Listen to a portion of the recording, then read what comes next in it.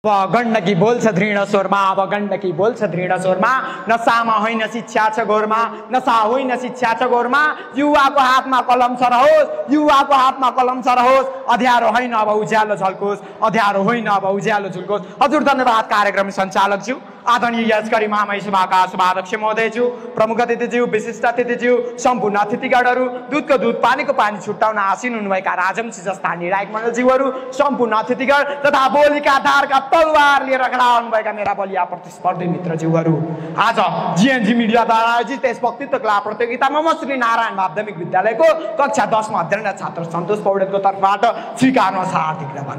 अब म ढिला नगरिकन आफ्नो वक्तृत्वतर्फ मोडिने आदरणीय सभाध्यक्ष महोदयज्यूसँग अनुमति चाहन्छु। आदरणीय सभाध्यक्ष महोदयज्यू, म आज केवल बोल्न मात्र आएको होइन, म त आज चेतनाको झट्का दिन मौनतामा हराइरहेको पीडाको आवाज बन्न र गण्डकी प्रदेशका हरेक सन्तानलाई नशामुक्त भविष्यको सङ्कल्प गराउन आएको। म त आज मेरा गण्डकी प्रदेशका युवाहरूले लागु पदार्थ दुर्व्यसनी गरेको सहन नसकेर आएको सभाध्यक्ष महोदयज्यू। हामी सबैलाई थाहा नै छ होला, 2078 सालको सर्वेक्षण अनुसार आज नेपालमा लागु पदार्थ दुर्व्यसनी गर्नेको संख्या लगभग 1,20,000 भन्दा बढी पुगिसकेको छ। यो केवल तथ्याङ्क मात्र होइन, यो त हाम्रो लापरवाहीको नतिजा नै हो। अब लागु पदार्थ भनेको के हो त? लागु पदार्थ भनेको शारीरिक तथा मानसिक लत लगाउने खालका रासायनिक पदार्थ हुन्। अब फेरि लागु पदार्थ रहित समाज भनेको कस्तो समाज हो त? लागु पदार्थ रहित समाज भनेको यस्तो समाज हो जहाँ न त लागु पदार्थको किनबेच नै हुन्छ, न त लागु पदार्थको बिक्री वितरण तथा सेवन नै हुने गर्छ। आदरणीय सभाध्यक्ष महोदयज्यू, हाम्रो शास्त्रमा भनिएको छ नि, मदस्य नास्ति विज्ञानम मदपानद भवतीच्छया नाशायतु लोकेषु मदो बुद्धि तपोधनम। अर्थात् हाम्रो जुन व्यक्तिले लघु पदार्थको दुर्व्यसनी गर्छ, मद्यपान धूम्रपानको सेवन गर्छ, त्यो व्यक्तिको विवेक बुद्धि सबै नाश भएर जानेछ। हो सभाध्यक्ष महोदयज्यू, आज हाम्रो गण्डकी प्रदेश पनि यही दलदलमा बस्दै गइरहेको छ। अब हामी युवा नै जाग्नुपर्छ अनि हामी सबैजना मिलेर राख्नुपर्छ यो प्रदेशमा। आज गण्डकी प्रदेशमा अब हामी नजाग्ने भने अरू लागेर काम छैन हो। अब गण्डकी प्रदेशले यस्तो ऐन कानुन बनाउनुपर्छ। आज गल्ली गल्लीमा लागु पदार्थको बिक्री वितरण भइरहेको छ। म र मेरो साथी बजार गएका थियौँ।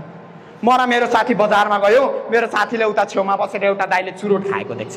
उसले मलाई भन्छ, हेर्न त्यहाँ त्यो दाइले चुरोट खाँदै हुनुहुन्छ, यसको स्वाद कस्तो हुँदो, किन सबैले यसको सेवन गर्दा हुन्? अनि मलाई त्यो सुनेर विडम्बना लागेर आउँछ सभाध्यक्ष महोदयज्यू। आज ठुला भएका व्यक्तिले जसले हामीलाई सिकाउनु पर्ने हो लागु पदार्थको दुर्व्यसनी गर्नु हुँदैन, उहाँहरूले नै खाएको देखेपछि हामीले के सिक्ने भन्ने कुरा आउन सक्छ हो। अब प्रदेशले कानुन बनाउनु पर्छ, यस्तो नियम कानुन ल्याउनु पर्छ जसका कारणले लागु पदार्थको दुर्व्यसनीलाई हटाउन सकिन्छ।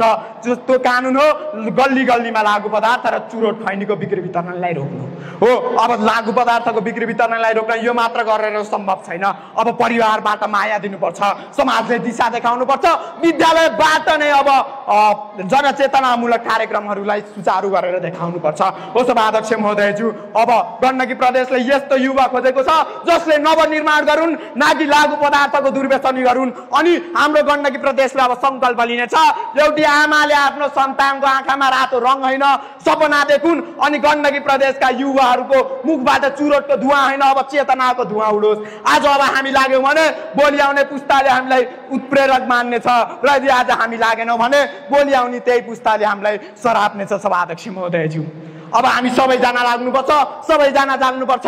गण्डकी प्रदेशलाई पहिलो प्रदेशको रूपमा स्थापना गर्नुपर्छ अनि गण्डकी प्रदेशको हरेक समाजलाई लागु पदार्थ रहित समाजको रूपमा स्थापना गरेर देखाउनुपर्छ। अब म अन्त्यमा के भन्न चाहन्छु भने, आउनुहोस् आजै जागौँ, आजै लागौँ अनि हाम्रो गण्डकी प्रदेशलाई लागु पदार्थ रहित प्रदेशको रूपमा स्थापना गरौँ। अब हामी मात्र लागेर हुँदैन, सबैलाई लगाउनुपर्छ। म पनि लाग्छु, हजुरहरू पनि लाग्नुहोस्, सबैजना लाग्नुपर्छ, सबैजना लाग्नुपर्छ। अब युवालाई लागु पदार्थ तर्फ होइन, अब उनीहरूलाई नवनिर्माणतर्फ जोड्नुपर्छ अनि हाम्रो गण्डकी प्रदेशलाई लागु पदार्थ रहित, लागु पदार्थ मुक्त भएको प्रदेशको रूपमा स्थापना गरेर देखाउनुपर्छ। अब हाम्रो नेपाललाई नै लागु पदार्थ रहित नेपालको रूपमा स्थापना गर्नुपर्छ अनि हाम्रा गण्डकी प्रदेशलाई विकसित भएर अरू प्रदेशलाई देखाउनुपर्छ अनि विश्वलाई देखाउन सकिन्छ बल्ल हो। अब म अन्त्यमा के भन्न चाहन्छु भने, म पनि लागु पदार्थको दुर्व्यसनी गर्ने छैन, अरूलाई पनि गर्न दिने छैन।